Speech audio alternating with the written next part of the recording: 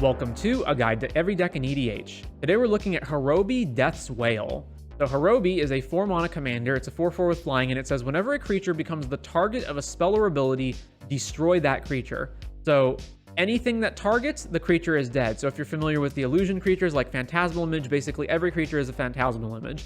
Now obviously, this effect is symmetrical and it also applies to all of your creatures, including Horobi, so that is something that we will have to navigate around.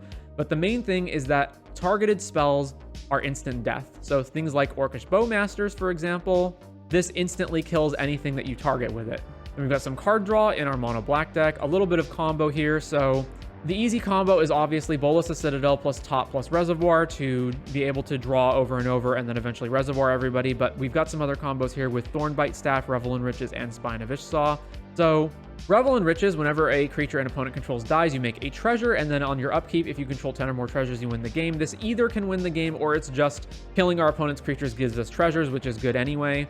Thornbite Staff gives the enchanted creature the ability to tap and deal 1 to any target, and whenever a creature dies, untap this creature. So we don't have access to Goblin Sharpshooter since we're in mono black. This is basically a build your own Goblin Sharpshooter. Any creature that we put this on can kill something, target kills it because of Horobi, then the creature untaps, then we target kill something. This basically just becomes 4 mana, kill all of your opponent's creatures. We got some fast mana to get Horobi out faster.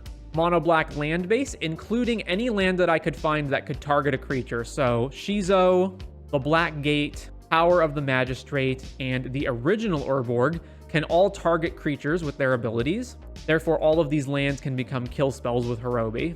So then we've got protection. So we don't want Horobi to get countered or killed. But however, I do need to mention that Lightning Greaves and Swiftfoot Boots here are not viable.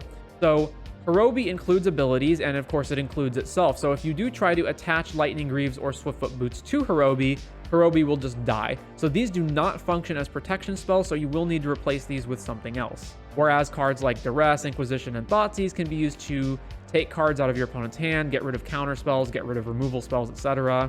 Imp's Mischief similarly does not work. So the idea here would be you get to swerve the target. Now this does work if you're swerving a counter spell, but it does not work if you're swerving a targeted removal spell because Horobi will already trigger and die whether or not you swerve the target. Bunch of ramp obviously to get Horobi out as quickly as we can.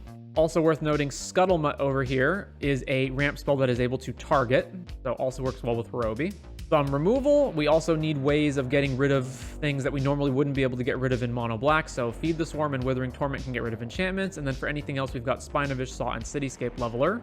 Since we're going to be killing a bunch of creatures, it behooves us to exile them with Dothi and then potentially cast them on our side of the board. And then we've got a bunch of tutors, and then a whole bunch of cards down here that were not specifically in any category, and these are basically just all the cheapest cards that I could find that either targeted like everything or targeted creatures over and over and over. So Bloodthirsty Blade can actually equip to opposing creatures for only 1 mana. So this is basically for every 1 mana you have, kill an opposing creature. Cauldron of Souls, choose any number of creatures and those creatures each gain persist until end of turn. So you can target all of your opponent's creatures and kill them all, or give your own creatures. Distorting Lens, target permanent becomes a color, doesn't matter, we're just using this to kill stuff. Helm of Chatsuk, same deal. Jade Monolith is more expensive at 4 mana, but it does have a 1 mana ability to target stuff. Liquimetal Coating, another way of just targeting things. And it should be mentioned as well up here in the ramp cards that Liquimetal Torque is another way of doing that as well. Netherborn Altar. So one of the problems with our commander is that, the deck really relies on it. And if it gets killed, which is very easy, our opponents just have to target it with literally anything, it's going to die. So it's going to become increasingly difficult to cast Horobi. So Netherborn Altar is a way of getting around that. Tap, put a soul counter on it, put your commander in your hand from the command zone, then lose 3 for each soul counter on this. Squeeze Toy. Again, doesn't matter what it does, just targets stuff. Tower of Corail also doesn't matter, target stuff. And then we got things like Hex Parasite. Remove up to X counters from target permanent. For each counter removed this way, it gets +1/0. So the thing to note here is that you can choose 0 for X. You don't actually have to have any counters to remove from the permanent, and then you can pay the Phyrexian mana here. So this is basically just 0, or 2 life rather, target and kill something. And it's fetchable off of Urza Saga, along with a few other artifacts here like Squeeze Toy and Helm of Chatsuk. There's Inversion Behemoth. At the beginning of combat on your turn, switch the power and toughness of each of any number of target creatures until end of turn. So just combat, kill all of your opponent's creatures. Hervek, because whenever you commit a crime, you get to recur a black spell. easy enough thing to do with Horobi. We've got lots of stuff that targets anyway. Ogre Slumlord, whenever another non-token creature dies, you can make a rat, and then your rats have Death Touch.